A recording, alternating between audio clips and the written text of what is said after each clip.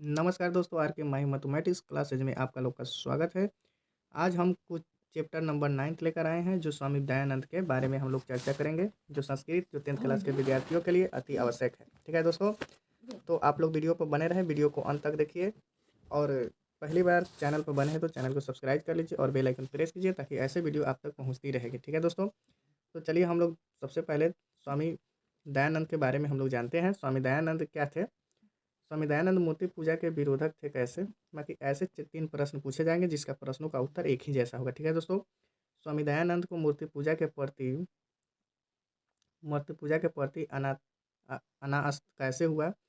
और महाशिवरात्रि पर्व स्वामी दयानंद के जीवन में उद्बोधक कैसे बना? तो ध्यान दीजिए दोस्तों, यहाँ पर ये 3 प्रश्न जो है आपको उत्तर आपको एक ही मिलेगा देखने को। यहाँ पर देखिए, स्वामी दयानंद के माता पिता भगवान शिव का उपासक थे, मतलब उनके पूजा पाठ करते थे शंकर जी का। तब एक महाशिवरात्रि के एक दिन माता पिता के द्वारा भगवान पर शंकर की मूर्ति पर चढ़ाए गए प्रसाद को एक चूहा खा जाता है। ठीक है दोस्तों, खा रहा था, जिसके देख कर स्वामी दयानंद को विश्वास हो गया कि मूर्ति में भगवान नहीं होते हैं, और वे मूर्ति पूजा का विरोधी हो गए। ठीक है, तो इस प्रकार महाशिवरात्रि के पर्व के जीवन में उद्बोधक हो गया। ठीक है, तो ध्यान दीजिए यहाँ पर जो स्वामी स्वामी दयानंद जो थे, एक महान आदमी थे, जो उन्होंने उनकी माता पिता जो शंकर जी का जो भी पूजा पाठ करते थे, तो वहाँ पर जो लड्डू चढ़ाई जाती थी, तो उस लड्डू को जो है चूहा खा गया। तो उसको यही समझ में आया कि अगर ये लड्डू चूहा खाते हैं, तो जब इसको रोक नहीं सकते हैं, तो वास्तव में मूर्ति में भगवान नहीं बसते हैं। ठीक है, तो उस तरह से उन्होंने मूर्ति पूजा का विरोधक बन गए। चलिए क्वेश्चन नंबर 2 को हम लोग देखते हैं। स्वामी दयानंद कौन थे? समाज सुधारक के लिए उन्होंने क्या किया? तो स्वामी दयानंद कौन थे और समाज सुधारक के लिए उन्होंने क्या किए? ऐसे भी प्रश्न पूछा जा सकता है। स्वामी दयानंद विषय में वेद वाक्य लिखित हिंदी उत्तर दें। स्वामी दयानंद ने समाज के उद्धार के लिए क्या क्या किए? तो चलिए इसको हम लोग आंसर देखते हैं, आंसर क्या जवाब मिलता है हम लोग को। चलिए यहाँ पर ध्यान दिया जाए। स्वामी दयानंद एक समाज सुधारक थे, जो समाज के उद्धार के लिए स्त्री शिक्षा पर बल दिए, विधवा विवाह को भी प्रोत्साहित किए, बाल विवाह समाप्त करने का प्रयास किए, छुआछूत समाप्त करने का प्रयास किए, मूर्ति पूजा का घोर विरोधक थे। समझ गए? तो उन्होंने समाज के लिए क्या किया? सबसे पहले स्त्रियों को जो शिक्षा नहीं दी जाती थी, उस शिक्षा पर बल दिया गया, और बाल विवाह को रोका गया। अब विधवा को जो शादी नहीं होता था, उनका शादी करने के लिए प्रोत्साहित किया गया, और छुआछूत की भावना और मूर्ति पूजा के तो घोर विरोधक थे। चलिए हम लोग क्वेश्चन नंबर 3 को देखते हैं। क्वेश्चन नंबर 3 मेरा क्या कहता है? स्वामी दयानंद का जन्म कहाँ हुआ था? समाज सुधारक के लिए उन्होंने क्या किए? ऐसे भी प्रश्न पूछा जा सकता है। स्वामी दयानंद समाज के महत्व उदारक थे कैसे? ऐसे भी पूछा जा सकता है। स्वामी दयानंद पाठक 5 वाक्यों में परिचय दें। तो चलिए यहाँ पर हम लोग जानते हैं स्वामी दयानंद के बारे में। सबसे पहले यहाँ पर ध्यान दिया जाए, स्वामी दयानंद का जन्म गुजरात प्रदेश में हुआ था। कर्ण क्या था? टंकरा नामक गांव में हुआ था।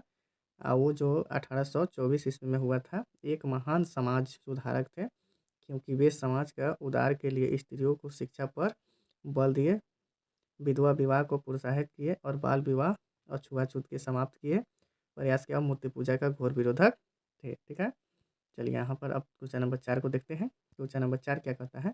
मध्यकाल में भारतीय समाज में फैली कुरीतियाँ का वर्णन अपने शब्दों में करें। ठीक है दोस्तों, चलिए आगे हम लोग चलिए यहाँ पर हम लोग देखते हैं मध्यकाल के बारे में जो बात कही गई थी। मध्यकाल में भारतीय समाज के जाति छुआछूत बल विवाह बहुविवाह विधवा विवाह पर अत्याचार, शिक्षकों को दलित एवं स्त्रियों को शिक्षा के वंचित करने के साथ अनेक कुरीतियाँ भारतीय समाज में फैली हुई थी। मध्यकाल में बहुत सारे जो थे, स्त्रियों को शिक्षा न देना, बाल विवाह कर देना, विधवा विवाह को फिर दोबारा विवाह न होना, ऐसे कुरीतियाँ उस समय फैली हुई थी जिस समय स्वामी दयानंद आए। ठीक है, चलिए आगे हम लोग क्वेश्चन देखते हैं। स्वामी दयानंद अपने सिद्धांतों को कार्यान्वयन हेतु क्या किए? तो यहाँ पर देखिए क्या किए। सबसे पहले भारतीय समाज में जातिवाद, छुआछूत, बाल विवाह, बहु विवाह और विधवा विवाह पर अत्याचार, अशिक्षा, अंधविश्वास तथा दलितों एवं स्त्रियों की शिक्षा में वंचित रखने के साथ साथ अनेक कुरीतियाँ भारत समाज में फैली हुई थी, जिसे दूर करने का प्रयास स्वामी दयानंद ने किए। ठीक है, तो ऐसी बात थी मध्यकाल में। चलिए आगे हम लोग देखते हैं क्वेश्चन नंबर 6 में। क्वेश्चन नंबर 6 में क्या कहता है, वैदिक धर्म के प्रचार के लिए स्वामी दयानंद ने क्या किए। तो वैदिक धर्म के प्रचार के लिए स्वामी दयानंद ने क्या किए। तो वैदिक धर्म और सत्य के प्रचार के लिए स्वामी दयानंद ने अपने पूरा जीवन समर्पित कर दिए। वे वेदों और अध्ययन करके सत्य का प्रचार करने के लिए वेदों को उपदेशों को संस्कृत एवं हिंदी में लिखे। समझ गए, तो वो अपने सारे जीवन जो है समाज के लिए लगा दिए और हिंदी और संस्कृत दोनों में वेदों का जो भी है उसके बारे में लिखे। यहाँ पर आर्य समाज की स्थापना किसने की और कब की, आर्य समाज के बारे में लिखे। तो आर्य समाज की स्थापना स्वामी दयानंद ने सरस्वती ने 1875 ईस्वी में मुंबई नगर में की थी।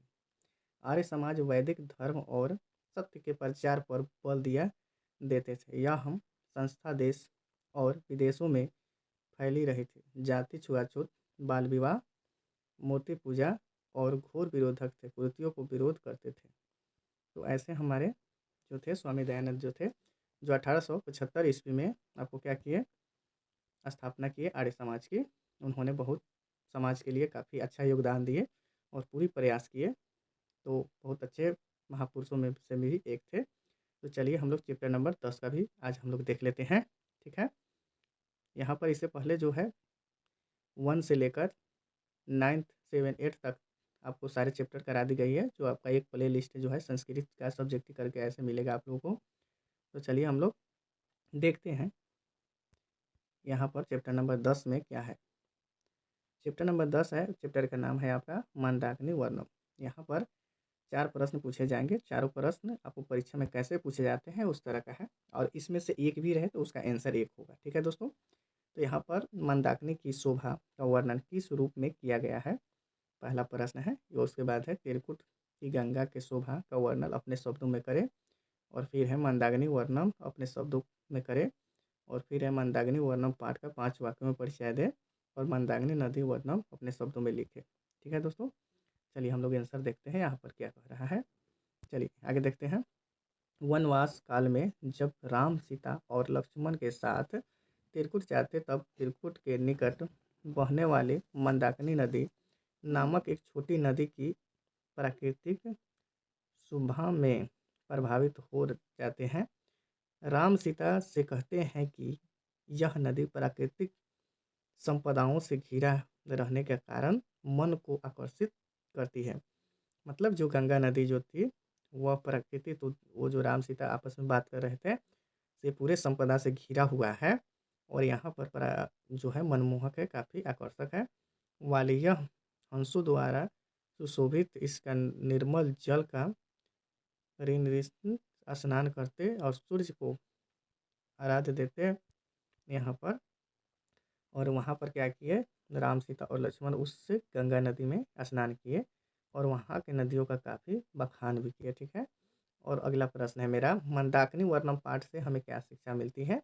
तो मंदाकिनी वर्णम पाठ वाल्मीकि रामायण के अयोध्या कांड के 95वें सर्ग में संकलित है। इससे हमें यह संदेश मिलता है कि प्रकृति हमारे मन को आकर्षित कर लेती है, और इसीलिए प्रकृति की सुरक्षा के लिए विशेष रूप से ध्यान देनी चाहिए। ठीक है दोस्तों, चलिए अब क्वेश्चन नंबर हम लोग 3 देखते हैं।